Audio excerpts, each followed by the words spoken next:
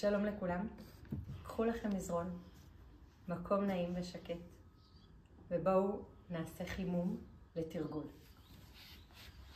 נשכב על הגב, נשלוב את האצבעות מאחורי הראש, נעמיד כפות רגליים על המזרן, נביא את הצד השמאלי ברך למרפק 3 פעמים, נפגשים ונפתחים עד למטה. נפגשים, פעם שלישית. הפעם היד הימנית. 3 פעמים. לאט. לנשום.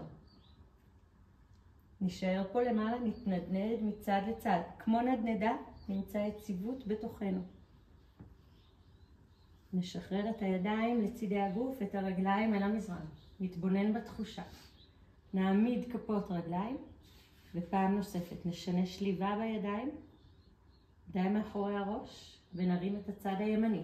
נפגשים, מרפק לברך, שאיפה יורדים. בעלייה מוציאים אוויר במאמץ, שאיפה יורדים. פעם נוספת, מרפקים עד לצדדים. אלכסון שמאל לימין, נפגשים, שאיפה יורדים עד למטה. עולים באלכסון ראש אל המרכז. פעם נוספת נשארים פה למעלה, מתנדנדים מצד לצד. מוצאים יציבות בתוכנו. משחררים את הידיים לצידי הגוף, רגליים, שוכבים על הגב ומתבוננים בתחושה. התרגול הזה מעריך את כל הצד האחורי של הגוף ומחזק את הבטן.